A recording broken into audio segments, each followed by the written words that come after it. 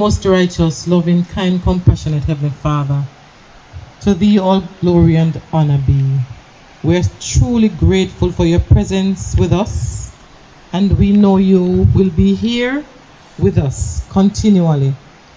We ask You now, as we open our vocals to lift the leaves from the tree, that the Holy Spirit will guide our voices as we sing praises unto Your name. In Jesus' name, amen.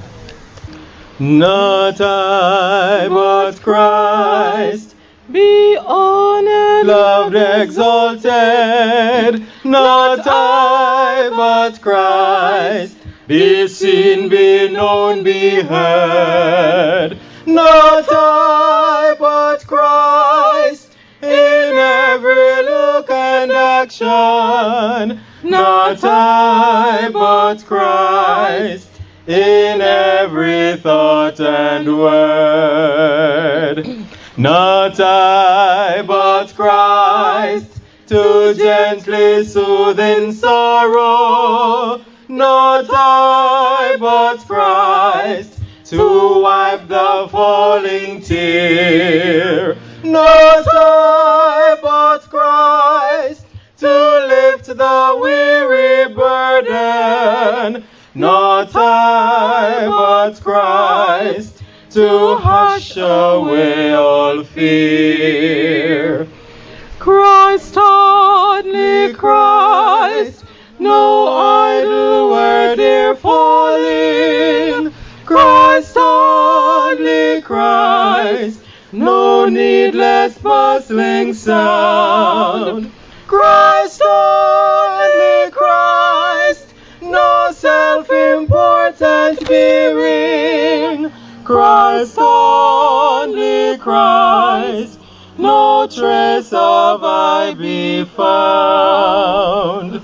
Not I, but Christ, my every need supplying.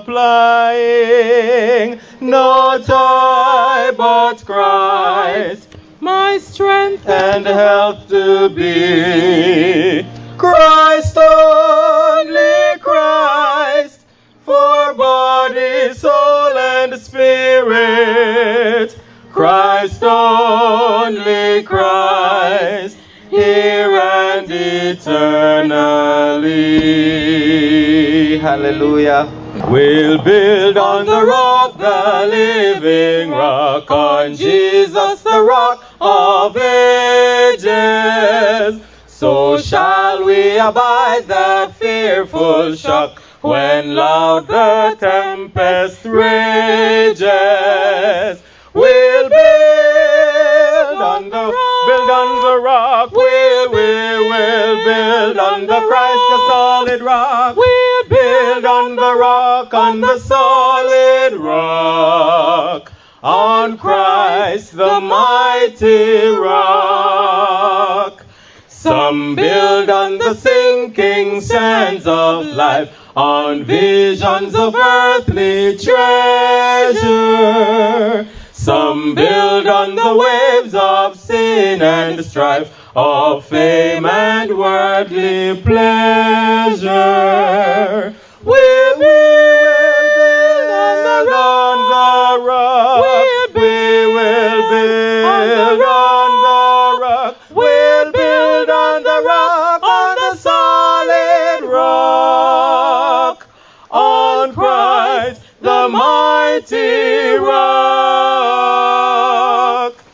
Oh, build on the rock forever sure, the firm and the true foundation. Its hope is the hope which shall endure, the hope of our salvation. We will build on the rock. We will build on the rock. We'll build on the rock, on the solid rock. On Christ, the mighty rock. The Golden golden morning is fast approaching. Jesus soon will come to take his faithful and happy children to their promised home. Oh, we see the gleams of the golden morning piercing through this night of gloom. Oh, we see the gleams of the golden morning that will burst the tomb. The gospel summons will soon be carried to the nations round. The bridegroom then will cease to tarry, and the trumpet sound. Oh, we see the gleams of the golden morning bursting through this night of gloom. Oh, we see the gleams of the golden morning that will burst the tomb. Attended by all the shining angels down the flaming sky, the judge will come and will take his people where they will not die. Oh, we see the gleams of the golden morning piercing through this night of gloom. Oh, we see the gleams of the golden morning that will burst the tomb. There those loved ones who have long been parted will all meet that day. The tears of those who are broken hearted will be wiped away. Oh, we see the gleams of the golden morning piercing through this night of gloom. Oh, we see the gleams of the golden morning that will burst the tomb. Oh, praise the Lord. Matilda, believe that, the golden morning is fast approaching. Praise the Lord. All right, we'll be looking at this segment of our prayer and fasting today and preparation for the outpouring of the latter rain. The outpouring of the Holy Spirit is an essential ingredient in the life of all Christians. So Jesus in his wisdom has sent to us a promise, and it says that if I don't leave, the Holy Spirit will not come. The apostles back then got that former rain in their lives so that they could able to take the message to the then known world at their time. It was a magnificent way in which the disciples and the apostles brought the message to the world. Ellen White says that this message will not close with a less power. So we will expect something greater. But we who are supposed to bring the message should understand the time that we are living in, because if we don't understand this time, we can't prepare ourselves to receive it. Now, before we start this section of reading our presentation, I want to ask every worshiper here this evening, we need to ask God for open our eyes to see the importance of the Holy Spirit in our life, because most of the problems that we have today if we had the Spirit in our life, we'll act different to each other. We always treat each other, how we speak to each other, will relate differently. So, before we do the presentation, I'm going to ask you to, in groups of threes, pray for the need of the Holy Spirit in our life. So that, I want that to be for us only 6 minutes. And then we'll reassemble here. Just 6 minutes.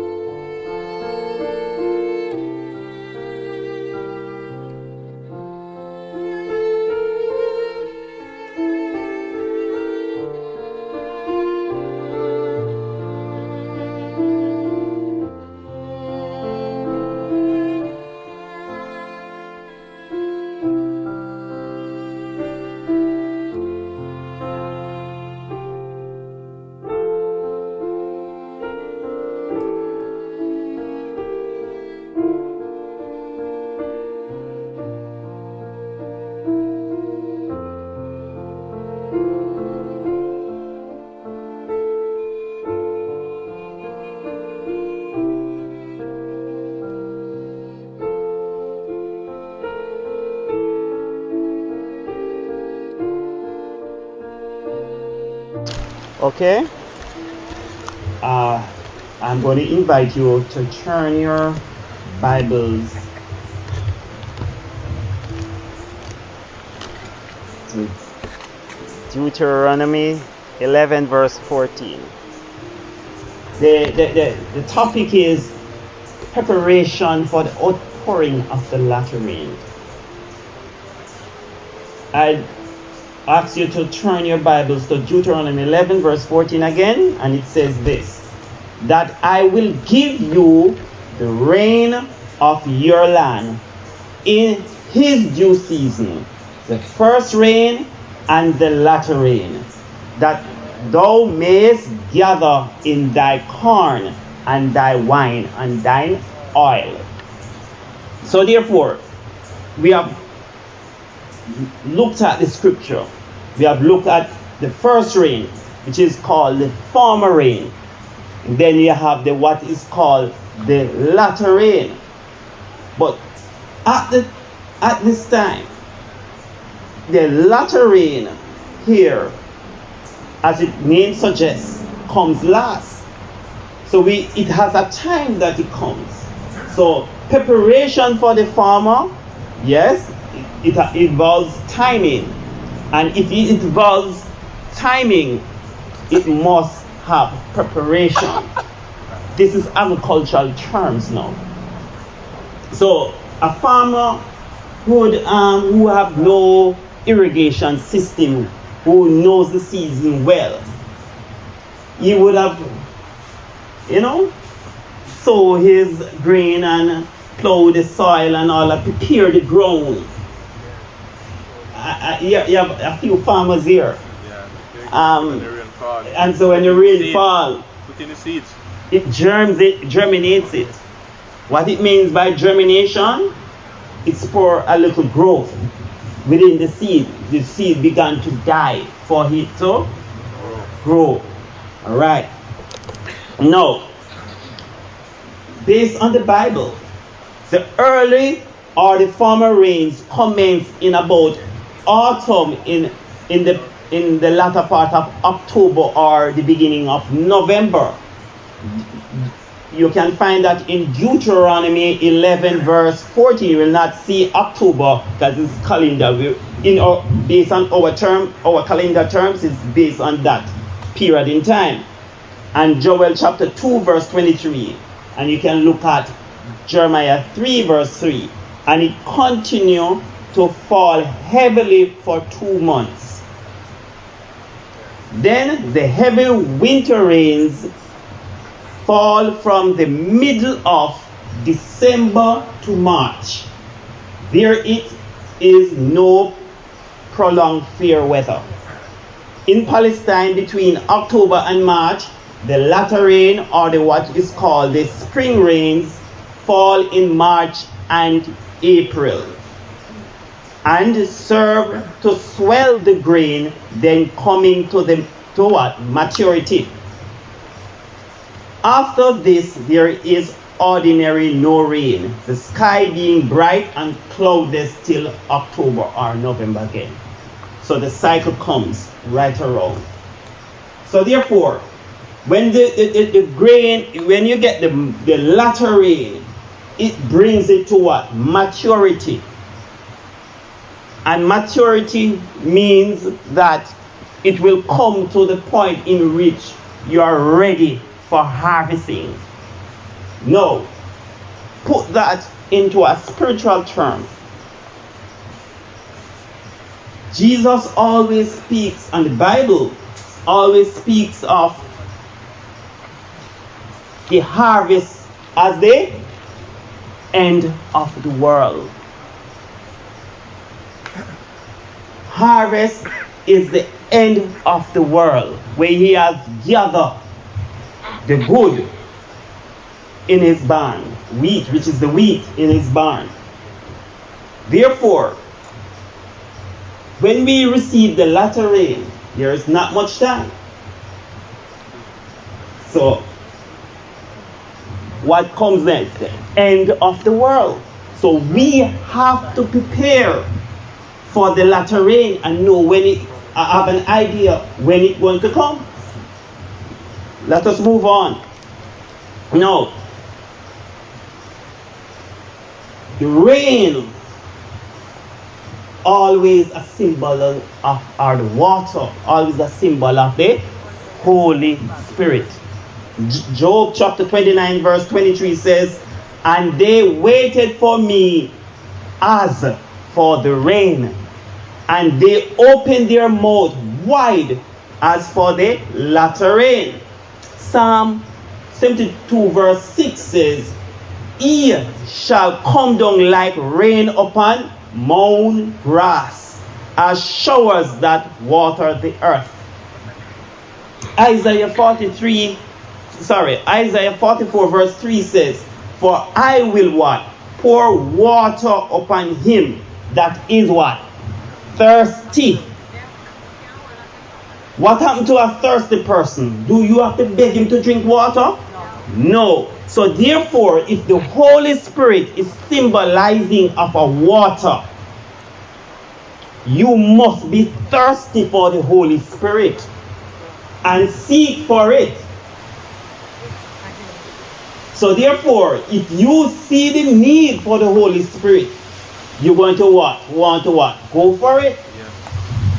So the Bible tells you that everybody that is thirsty, he will what? Satisfy that thirst.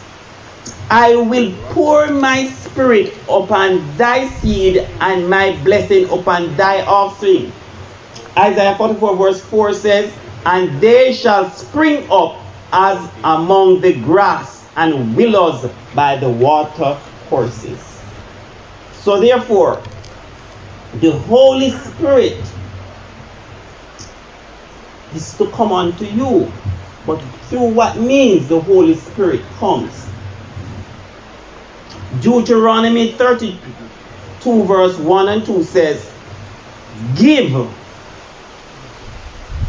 hear, O heavens, I will speak, and hear, O earth, the words of my mouth. Yes, the words of God. Verse 2 says, that word is, my doctrine shall drop as what? Rain. My speech shall distill as the dew, and the small rain upon the tender herb, and as the showers upon the grass. So therefore, you have to be obedient and receptive to the word of God, so that the word of God is to be received.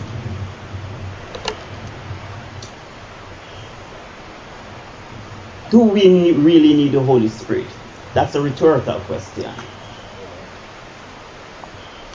Because as you are a person that often thirsts, we all drink water. And the Holy Spirit is a symbol of water or rain. So if you really need, you will seek after. We looked at that. How do we receive the latter rain? Alright? Or the Holy Spirit in our life. Because we have to experience it moderately until it in our life personally. Luke chapter 11 verse 13. Let us look at that. Luke chapter 11 verse 13. It says, if ye then, being evil, know how to give good gifts unto your children, how much more shall your heavenly Father give the Holy Spirit to them that ask him? So what is the critical thing? If you're thirsty, you ask. So you must see the need and then ask our Heavenly Father for the Holy Spirit. And that is why I said before we come, pray for the need, because you don't make any sense. I do a presentation and you all don't see the need. We have to have the Holy Spirit in our life. How we treat people, how we speak to them, how we relate to each other. It tells you a lot with your connection with God. Alright? So therefore, how to prepare? Acts chapter 5 verse 32. Let us look at that. Acts chapter 5 verse 32. I read again. And we are what? His witnesses of these things. And so and so is also the Holy Ghost, whom God has given to them that obey. So you ask, but you have to be an obedient person to what? The word of God. You don't rebel against the word. Accept some and reject some. Or accept his commandments and reject his testimonies. Because it is the same Holy Spirit that inspired all the prophets. So we have something. You have your thirst, you see the need, you ask, but you have to be obedient to it and receptive to his word. Now, this is taken from early writings, page 71.2. Critical for our life. Obedience. Before, there's a time when I was, as I said, the farmers, they prepare the ground, plow it up, prepare for the rain. There is a timing. And that's why God sent us the signs, so that we can see the sign and organize before, prepare our lives to receive his latter rain. It says here, before this time, the awful solemn declaration has gone forth. He that is unjust, let him be unjust still. And he which is filthy, let him be filthy still. He that is righteous, let him be righteous still. And he that is holy, let him be holy still. I saw that none could share the refreshing unless what? Obtain the victory over every besetment. This is heavy. Every besetment, individually, us know our besetments. And God is working with each one of us. It continues and it gives you suggestion of these besetments. Pride, over pride, selfishness, love of the world. The whole love of the world. Not even the things that we wear, that is not according to dress reform, but the entertainments of this world, every besetment, and over every wrong word and action. Guess what? Look at this. It says, it continues, we should therefore be drawing nearer and nearer to the Lord and be earnest, seeking that preparation necessary to enable us to stand in the battle in the day of the Lord. So if we don't overcome these, we can't stand. Serious. Because let all remember that God is holy and that none but holy beings can ever dwell in his presence. So we have to be holy now. Yes. How we speak, it says action and our words.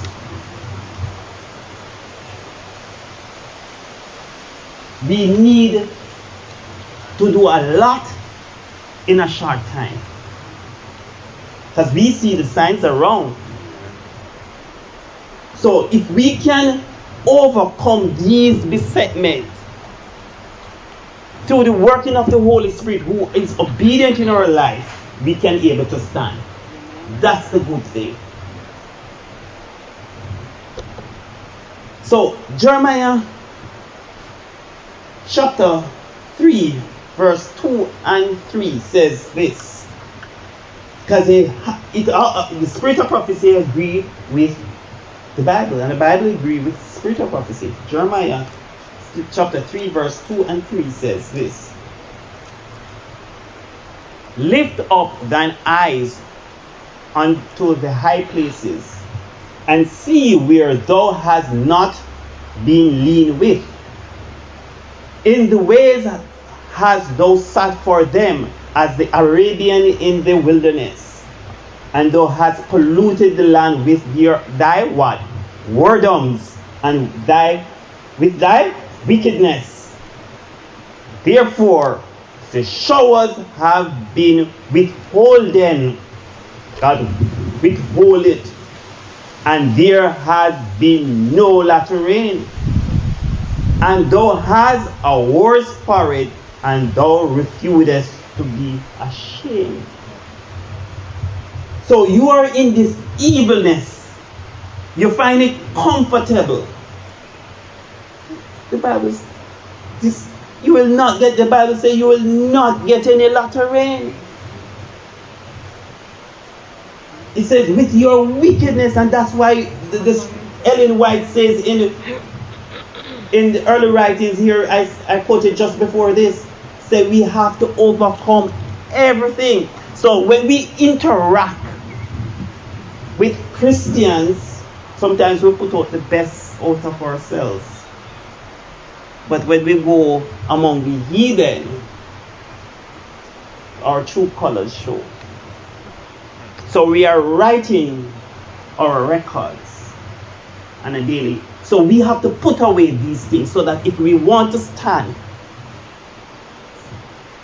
God knows our weakness. So we need to come to him and say, look here, I see this Sunday laws coming. I see the mandate merging with the climate action. And I am this sort of person. God help me.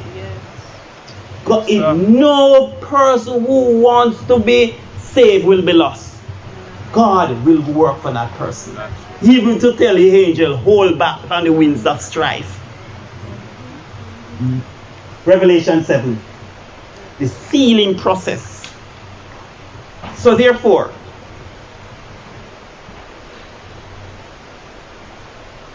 the preparation for the latter rain, it must involve what? Timing. Because you can't wait forever.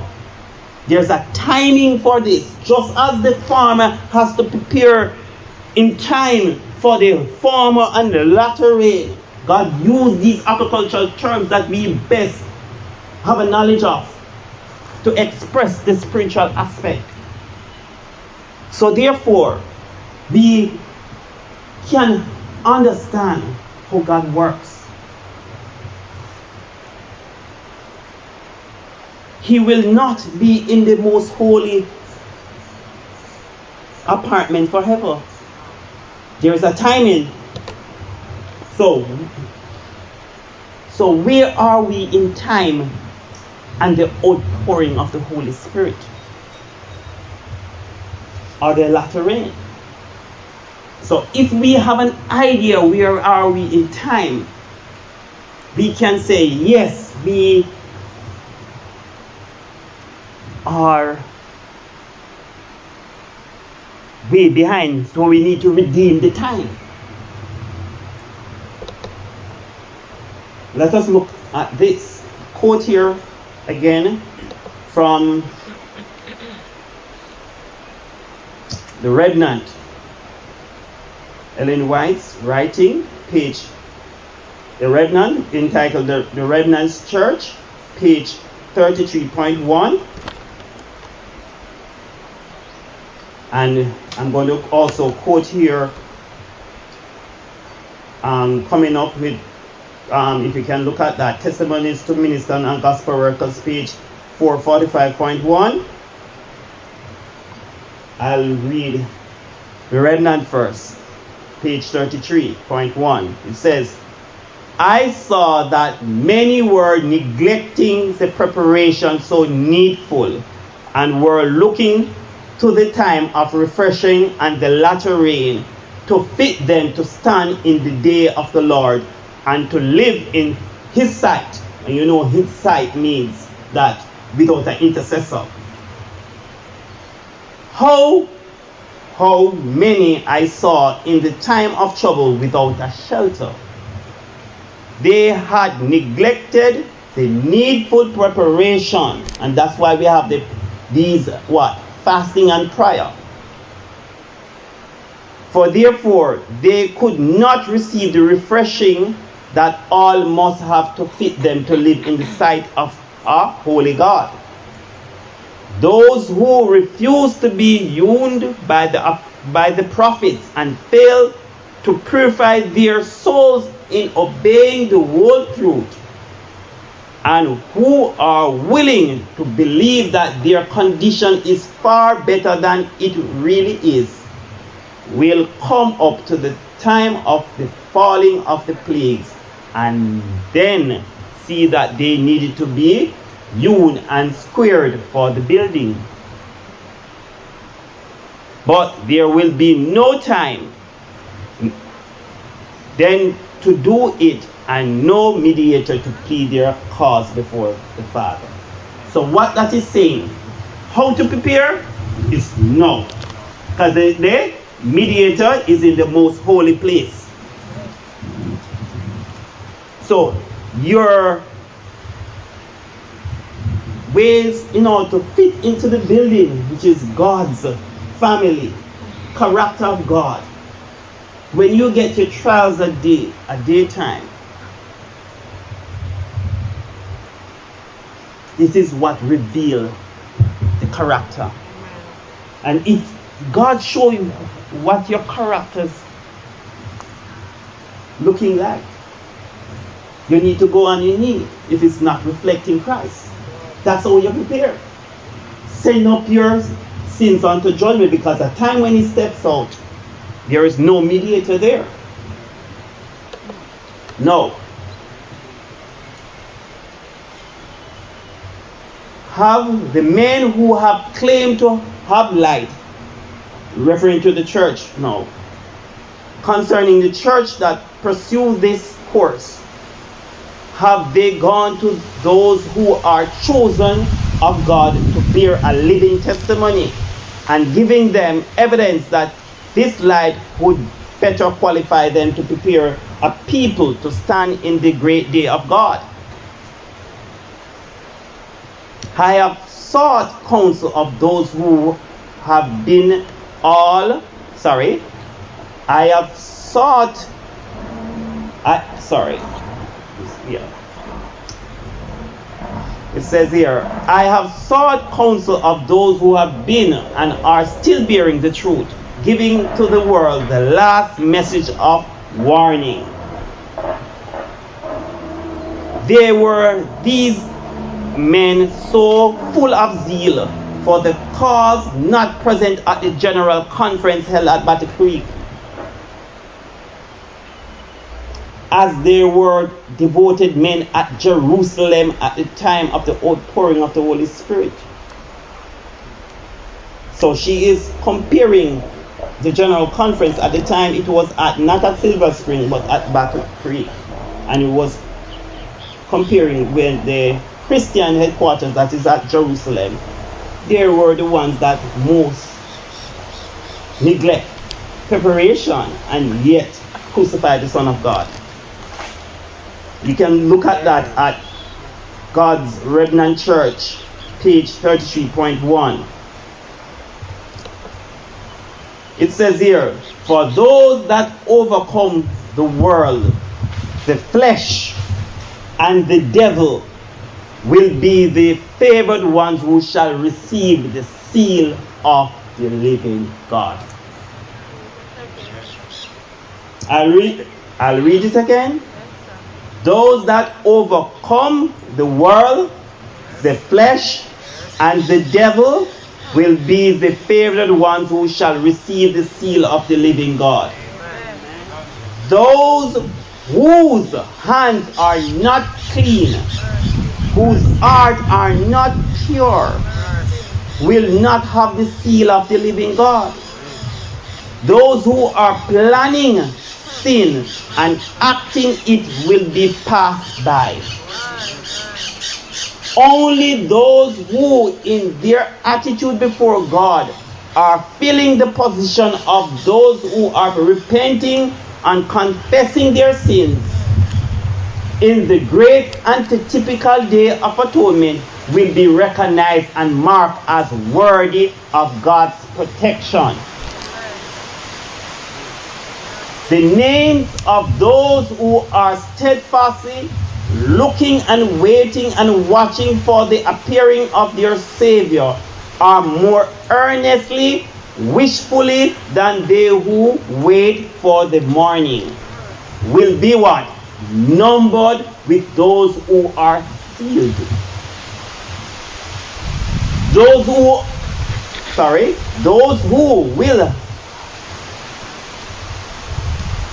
Those who, while having all the light of truth flashing upon their souls, should have work corresponding to their avowed faith, but are allured by sin, setting up idols in their hearts, corrupting their souls before God, and polluting those who unite with them in sin, will have their names blotted out of the book of life. So we need to put away sin, confessing. That's how you prepare for the latter rain. The latter rain will not fall on anybody who has sin in their life.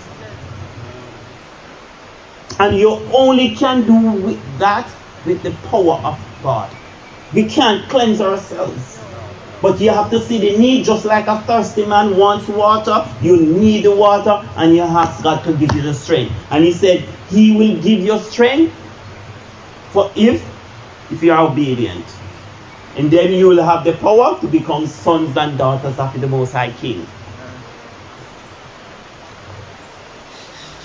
It says here, those who unite with them in sin will have their names blotted out of the book of life and be left in the midnight darkness, having no oil in their vessels with their lamps. Unto you that fear my name shall the Son of Righteous arise with healing in his wings. Testimonies to Ministers and Gospel Workers, page 445.1. It continues. There's a marked contrast that Ellen White brings out. I never see this quote before, confessing. Hear it how it goes. This sealing of the servants of God is the same that was shown in Ezekiel's vision.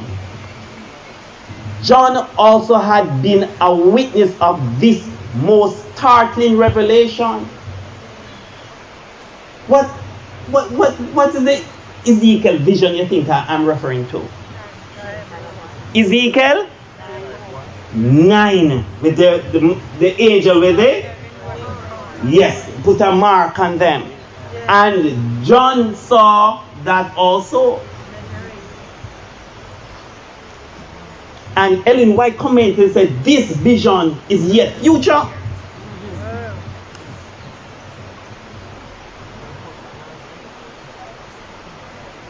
It says here, he saw the sea and the waves roaring and men's hearts failing them for fear.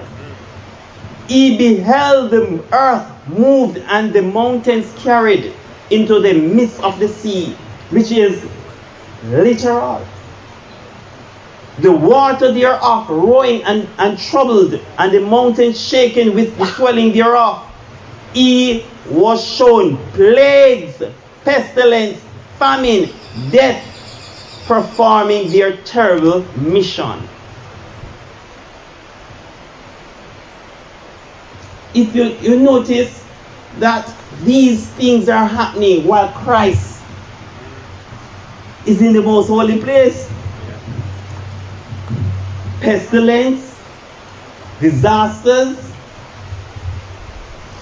while God is sealing his people. No.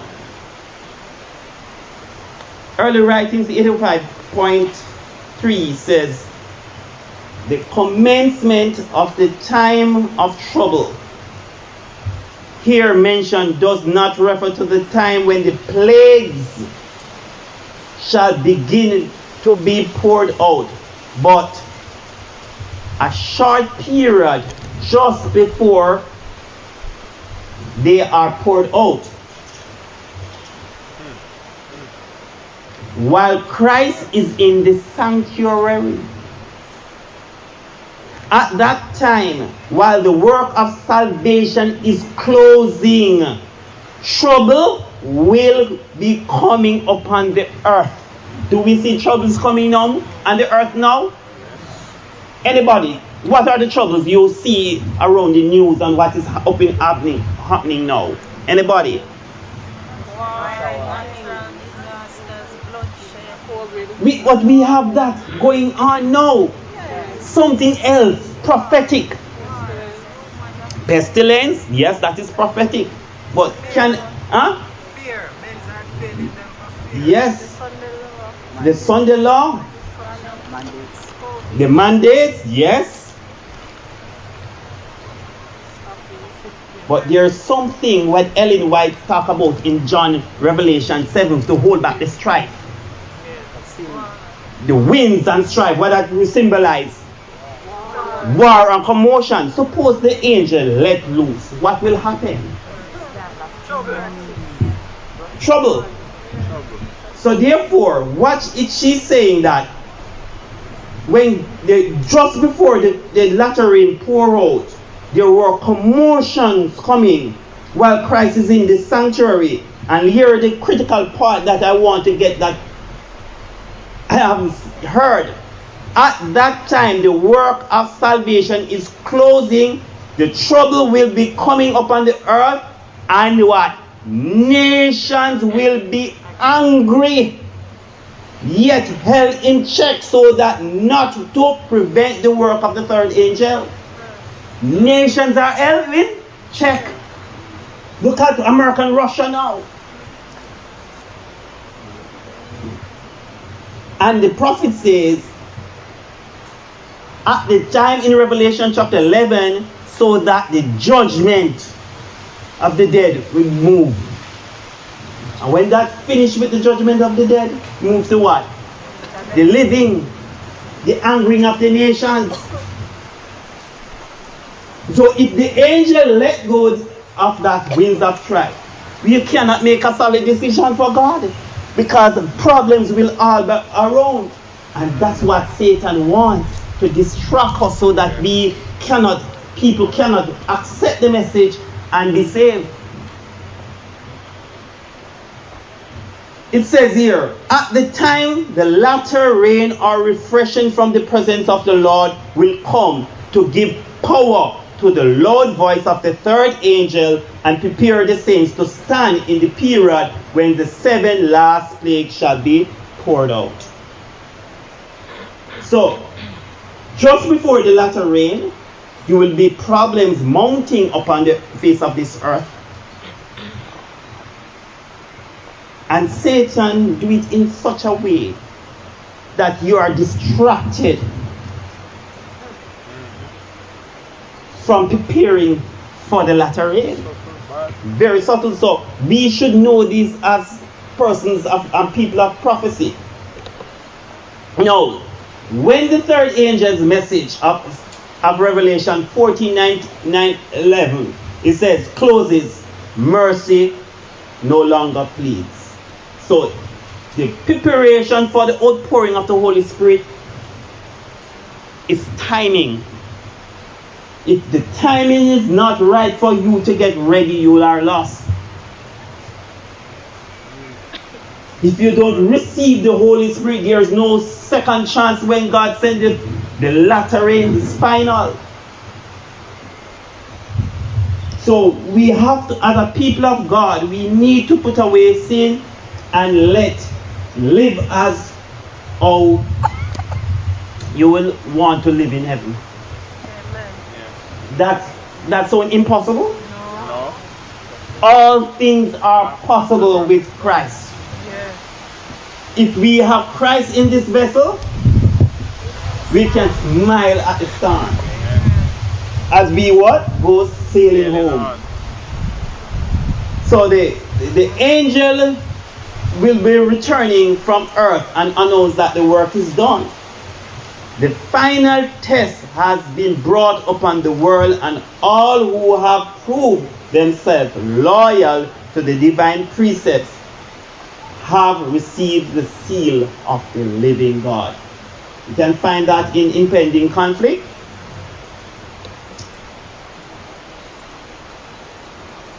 He will only seal them, or he will only seal his people who knows him. So Hosea picks it up too. Chapter 6 verse 3. Let us look at this. Hosea chapter 6 verse 3.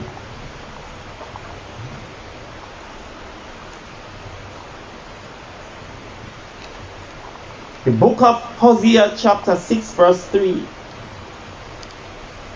And I read,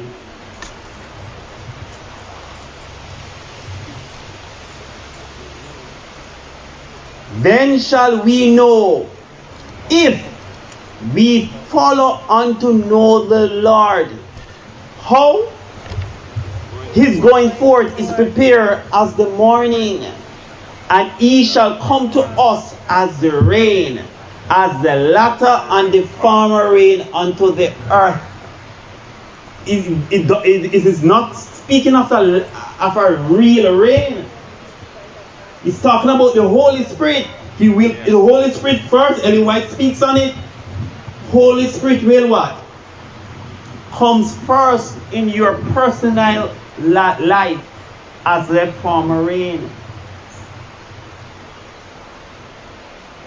And then it will bring you all his people in maturity for the great day of harvest in the latter rain. He will only come to those who know him. So church thing is not a social gathering. It's not a societal club. It's the real thing upon the face of this earth. It's between life and death. If you receive God's Holy Spirit, you will want to speak to others about him. You will be actively witnessing in some way. You don't have to tell a person, go tell Tom James or Sophia next door to witness. It's must. When I was just baptized as a teenager back in many years ago, nobody, no church organization have to tell me to go out and witness. Holy Spirit did it. You all will get the zeal that propels you to do more. Your thirst, your hunger for righteousness' sake. That's what the Beatitude says. When you're hungry, don't you want to eat more? That's it. So you don't quench the Holy Spirit and say, boy, I can't bother to go. I can't bother to do this. So, my admonition to you all, that we have to be putting away of sin.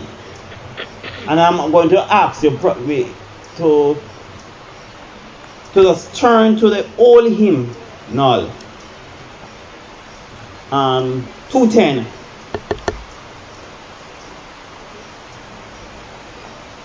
We need to pray for persons who are in debt.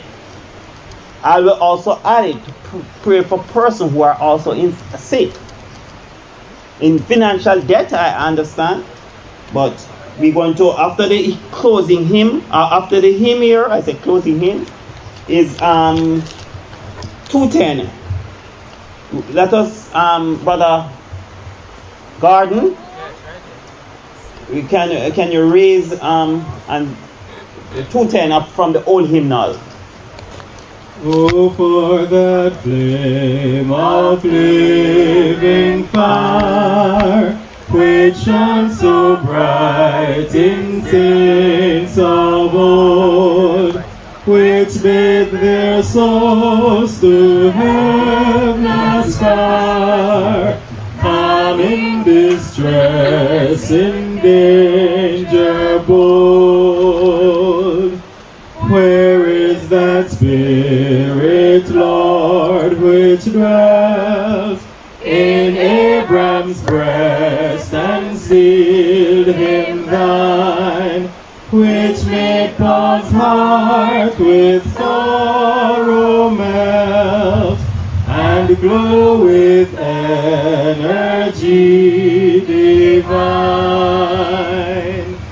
That Spirit which from age to age proclaimed thy love and taught thy ways, brightened thy side as vivid page, and breathed in David's hallowed land.